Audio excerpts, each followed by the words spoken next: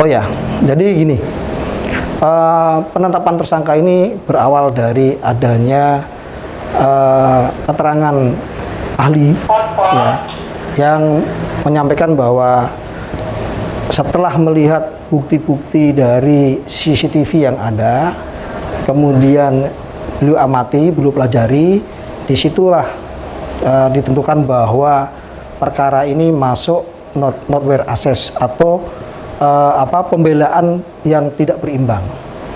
Maka dari itu penyidik memulai bahwa perbuatan itu adalah perbuatan melanggar hukum, kemudian dilakukan penyidikan.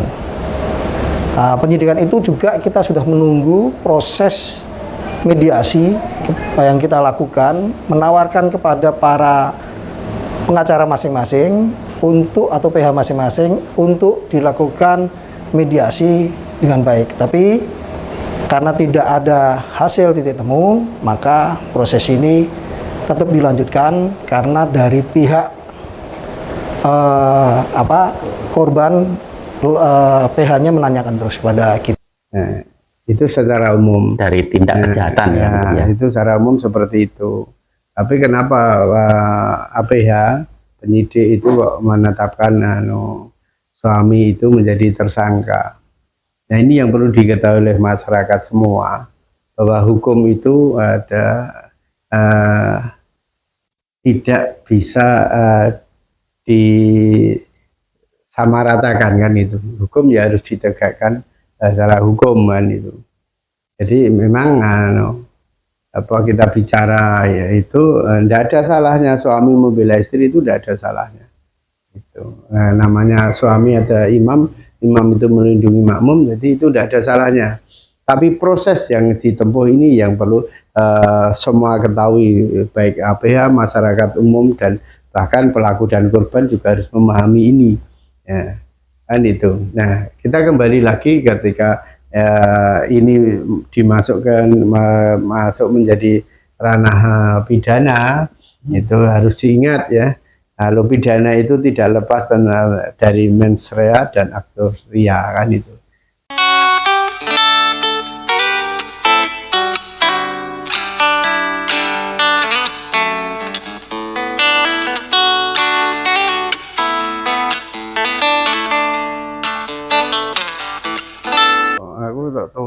Pemirsa Nyukani TV dimanapun Anda berada, peristiwa menyelamatkan istrinya yang dijambret, mengejar hingga pelaku jambret meninggal, itu saya ingin mengulas dengan pakar di bidang undang-undang pidana. Beliau adalah akademisi yang sudah sampai menempuh doktor. Beliau, saya sering bilang Bang Iwan Setiawan. Jadi sehari-hari dia sebagai pengacara. Saya minta komentarnya bagaimana, seperti apa terhadap peristiwa itu, kronologisnya yang menjadi viral itu karena kebetulan yang dijambret itu istrinya, kemudian dia mengejar, terus dia justru menjadi tersangka dalam arti dia mengejar penjambret itu karena jambretnya itu jatuh meninggal dunia. Mungkin harusnya seperti apa gitu menurut analisa dari Bang Iwan. Silakan Bang Iwan. Ya, terima kasih Bang. Ini sebenarnya sesuatu yang sangat menarik ya, yang perlu semua ketahui dan perlu belajar bersama kan itu, dengan peristiwa yang terjadi seperti ini kan itu. Karena apa? Secara umum itu orang akan mengatakan itu mosok membela istrinya kok malah jadi tersangka. Nah, itu secara umum dari tindak kejahatan ya. Itu secara umum seperti itu. Tapi kenapa APH penyidik itu kok menetapkan suami itu menjadi tersangka? Nah, ini yang perlu diketahui oleh masyarakat semua, bahwa hukum itu ada tidak bisa disamaratakan kan itu. Hukum ya harus ditegakkan secara hukum kan itu.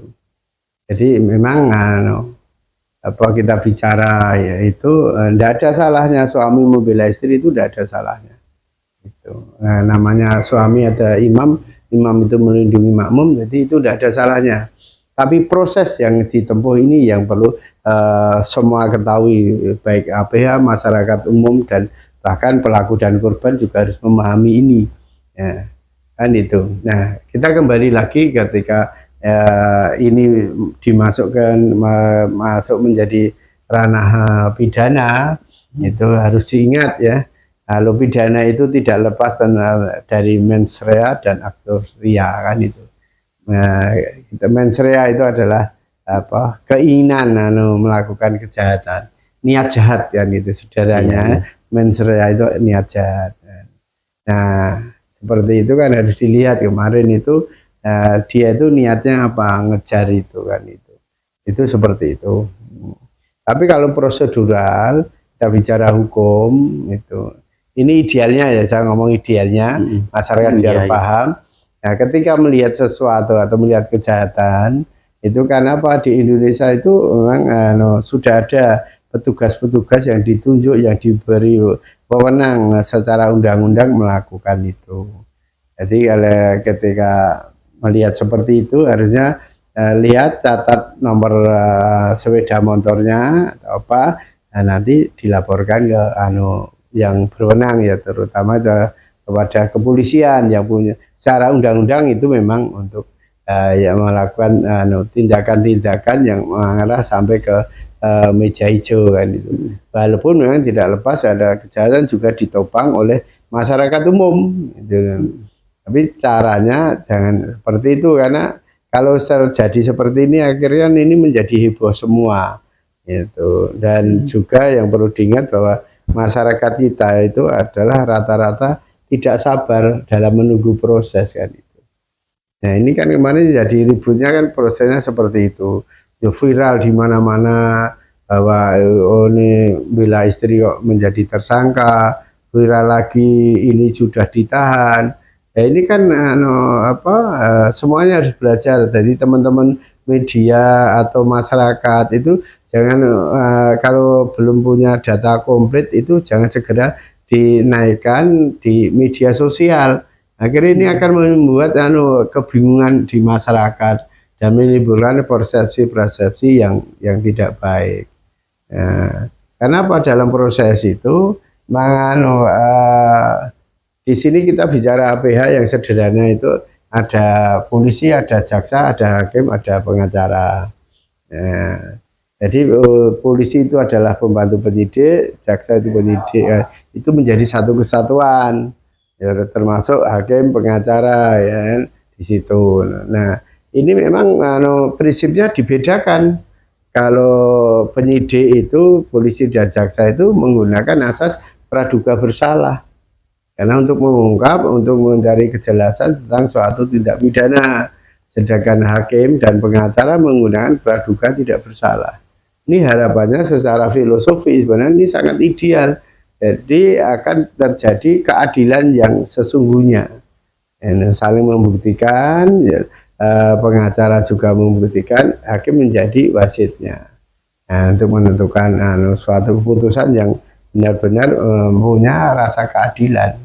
Nah, itu benar idealnya seperti itu, tidak ada masalah benar. Tapi ini yang jadi masalah sekarang adalah proses baru berjalan, masyarakat sudah menjustis. Sudah memberikan vonis ya. Iya, sudah memberikan vonis dengan opini sendiri. Nah, ini yang perlu masyarakat semua ketahui juga.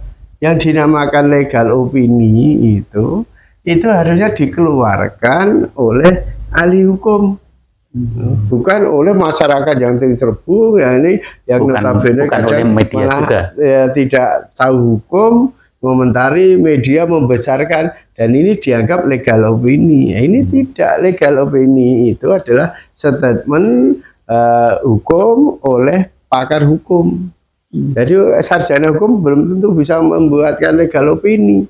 Kalau dia tidak memang mempelajari bidang situ, dia tidak mengantongi sertifikat ahli.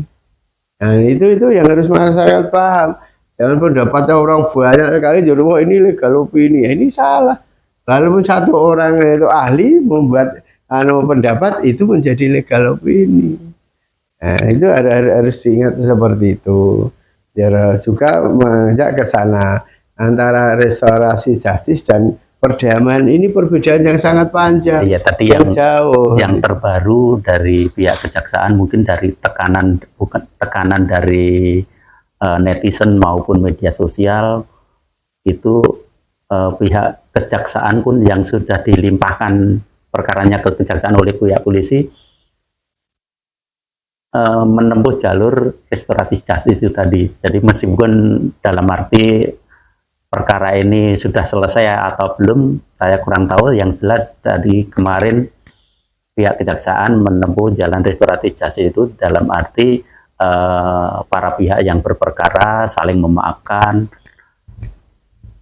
Jadi menurut Bang seperti apa restoratif justice ya, seperti ya, ini tadi saya di awal sudah ngomong ini jadi salah kaprah antara restorasi justice dengan perdamaian. Nah dari rilisnya Polres saja pihak Polres mengatakan bahwa ini sudah terjadi perdamaian, tapi proses hukum tetap jalan. Nah ini kan lucu. Kalau perdamaian ya sudah harusnya. Proses hukum ini kan jadi rancu. Makanya saya jelaskan bahwa restorasi justice dengan perdamaian itu berbeda. Itu karena apa, masyarakat sendiri yang tidak jelas itu. Akhirnya dipaksa-paksakan. Tapi juga mohon maaf teman-teman lawyer sendiri kadang tidak bisa menempatkan diri sebagai penegak hukum. Padahal lawyer itu juga menjadi penegak hukum. 4 pilar penegak hukum itu kan ada polisi, ada jaksa, ada hakim, dan ada lawyer. Tapi teman-teman kadang teman lawyer ini lupa kalau dia penegak hukum. Akhirnya dia ngawur aja. Harusnya dia juga berdiri sebagai penegak hukum, akhirnya sehingga bisa menciptakan perdamaian yang sebenarnya. Ketika itu sudah damai ya sudah, tidak sampai ke meja itu tidak sampai ke persidangan. Nah kembali lagi saya bicara restorasi justice. Dulu sebelum restorasi justice itu kita pergunakan, itu terjadi perdebatan di para pakar dan akademisi. Filosofinya apa? Nah di situ ditemukan restorasi justice itu pengalihan tanggung jawab. Sebagai contoh itu terjadi kecelakaan. Sama ini contoh kecelakaan itu kan by accident, tidak ada yang menginginkan. Nah, tapi ketika itu terjadi dan salah satu korban meninggal. Nah, dari meninggal itu maka yang pihak satunya yang tidak meninggal itu mengambil alih tanggung jawab kewajiban yang meninggal. Sebagai contoh, yang meninggal itu masih punya anak sekolah.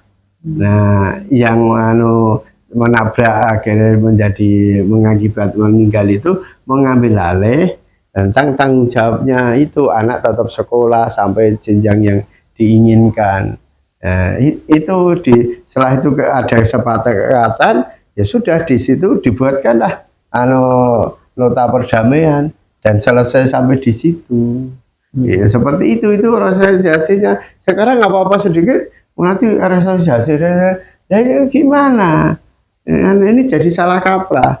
Ada restorasi justice itu pemindahan tanggung jawab itu restorasi justice. Kalau perdamaian belum tentu ya hanya karena mungkin intimidasi tekanan dari mana-mana ya sudah tekan perdamaian. Tapi hatinya belum tentu mau damai. Tapi kalau restorasi justice itu harapannya semuanya legally law. Karena apa? Tidak ada yang dirugikan. Karena itu hanya pengalihan tanggung jawab. Semuanya win-win solusinya di situ. Jadi anak korban pun tidak bermasalah, sekolahnya bisa ini.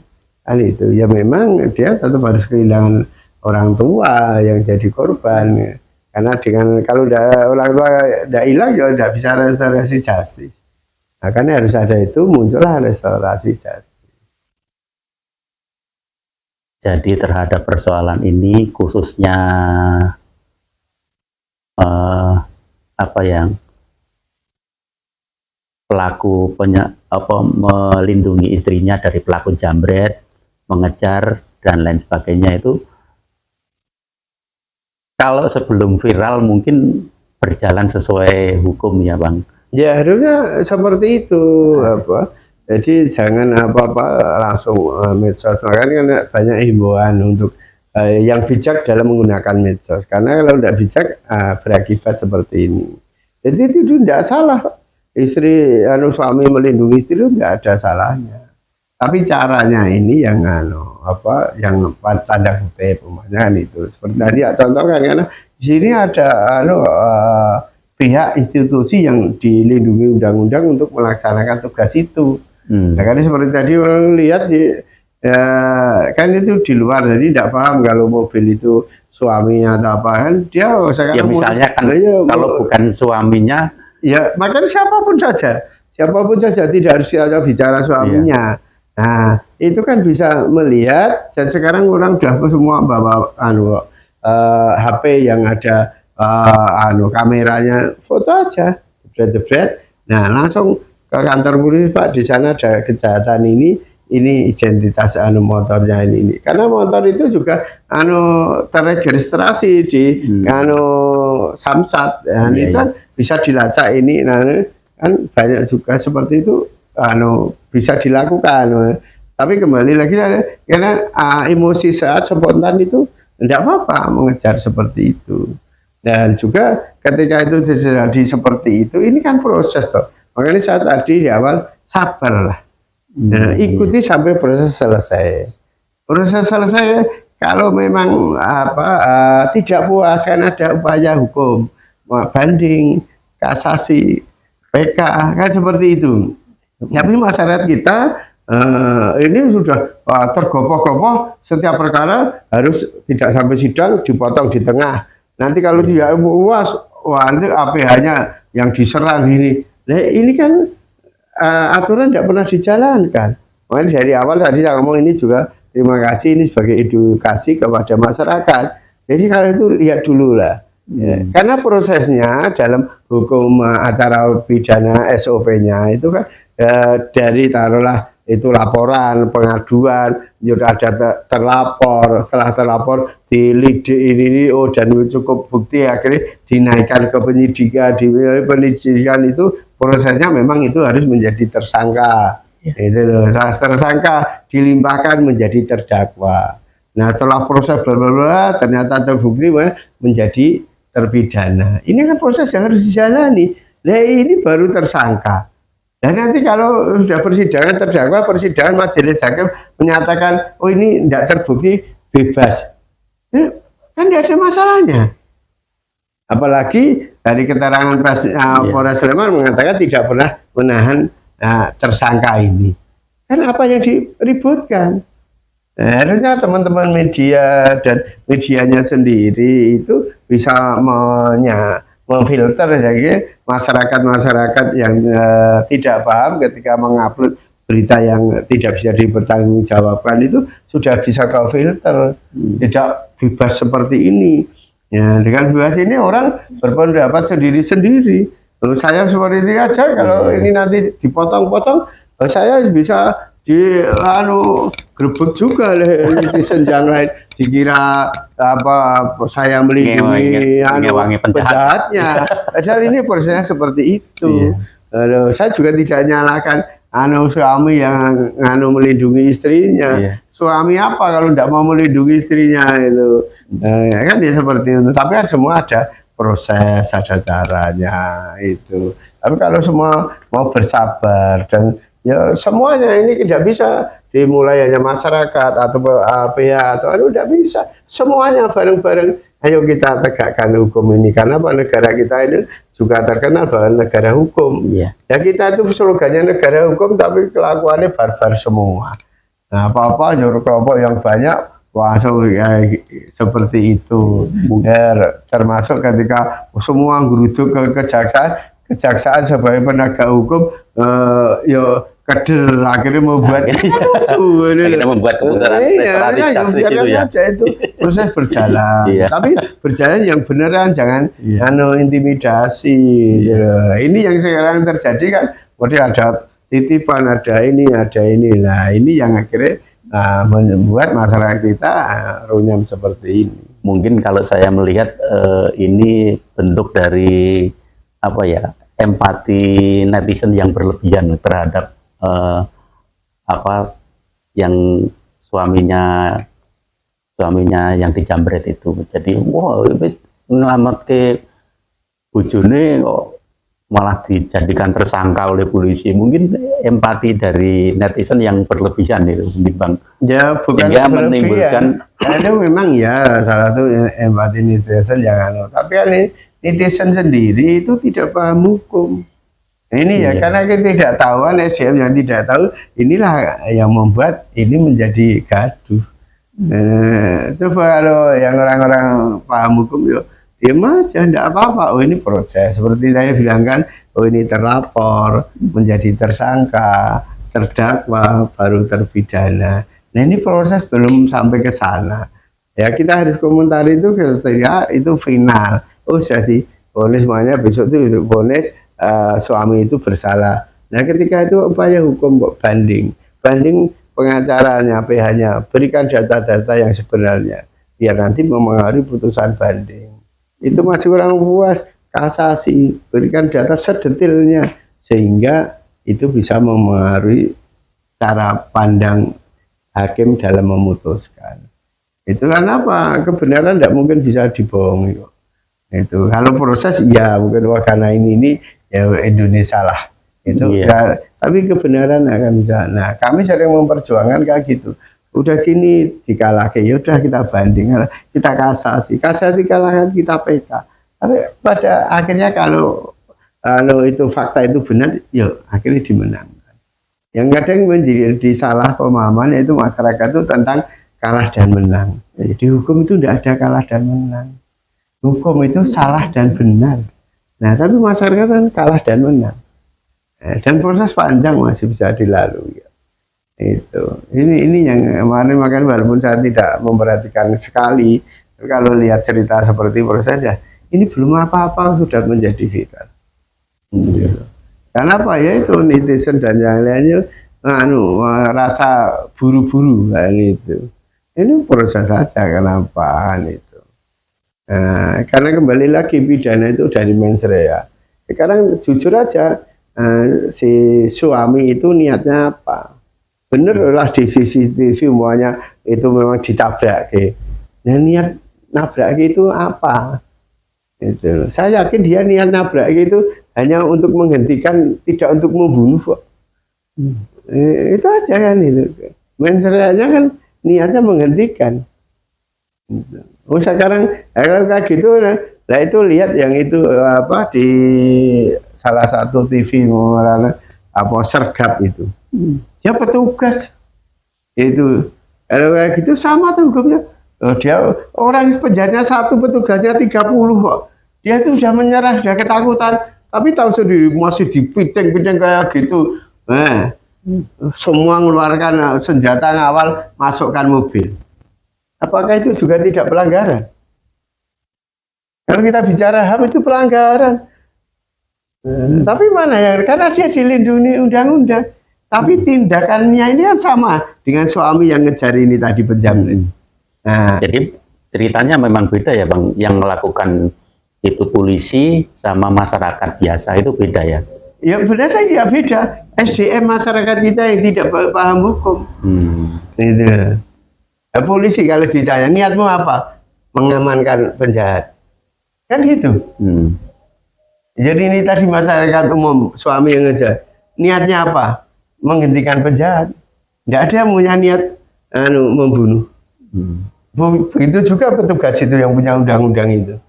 Nah, ketika ada penjahat lari, dia tetap tembak. Tapi coba ditanya, tembak enggak, arahnya tembak di kaki hanya untuk menghentikan. Seperti itu. Tapi ketika dilala salah tembak kakinya, anak orangnya yang penjahatnya pas jatuh, dia kena batu kena kepala belakang, mati juga tuh. Nah, ini juga bisa meskipun faktanya kena kakinya, tapi niatnya kan iya, nah, makanya kejahatan kembali ya. Nah, itu nanti kan tugasnya majelis hakim dalam melihat mensreanya orang apa. Jadi pihak polisi ya bener aja, oh ini nyatanya mati, ya udah praduga bersalah, kamu punya niat membunuh ini. Nanti pengacaranya pelaku yang ngejar ini, pengacaranya suami, buktikan bahwa ini tidak punya niat seperti itu. Biar nanti itu dinilai oleh majelis hakim, sehingga majelis hakim bisa memutuskan suatu perkara itu seadil-adilnya dan seterang-terangnya. Kan seperti itu. Berarti yang perlu diluruskan ke masyarakat luas itu pemahaman soal ini, Bang. Pemahaman praduga tak bersalah itu tadi. Jadi orang yang sudah ditetapkan tersangka itu belum tentu salah kan? Belum tentu final, banyak sekali kok. Udah jadi tersangka sidang ternyata bebas. Ya gitu sudah menjalani akhirnya kasasi bebas. Banyak kasus-kasus kayak gitu.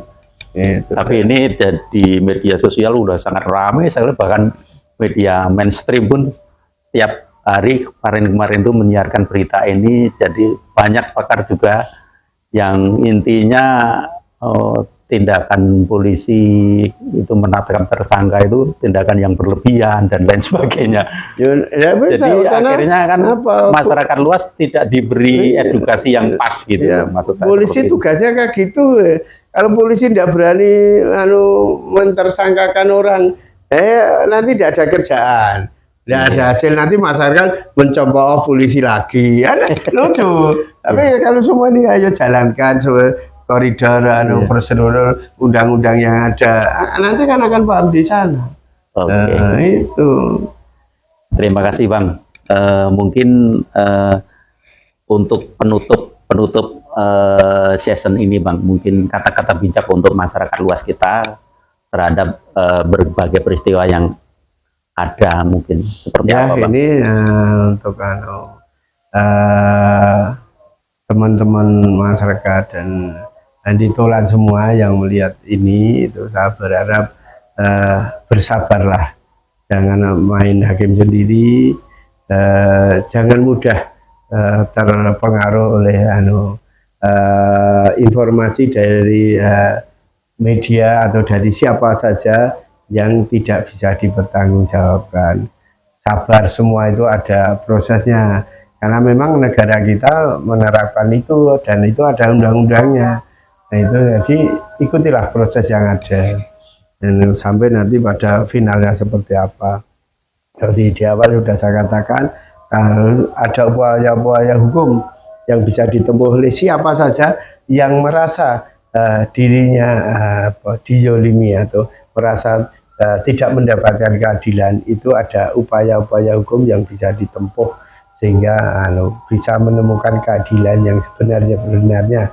Jadi jangan kepada masyarakat umum, jangan mudah terprovokasi dengan berita-berita yang tidak bisa dipertanggungjawabkan. Mungkin itu. Selamat siang. Itulah bincang-bincang kami di siang hari tentang soal penetapan tersangka dari suami korban jambret, sehingga beliau adalah pakar memang di bidang hukum pidana. Dia adalah Dr. Iwan Setiawan. Setiap saat bisa berkonsultasi dengan Bang Iwan Setiawan ini terhadap berbagai persoalan, sehingga jadi pelaksanaan penegakan keadilan itu tidak rancu sesuai dengan aturan hukum yang ada, sehingga hukum itu tidak ada kalah menang. Seperti tadi diungkapkan, hukum itu siapa yang salah ya harus dihukum, siapa yang benar ya itu harus dibebaskan. Mungkin seperti itu, Bang. Ya, terima kasih. Sampai ketemu lagi di lain kesempatan.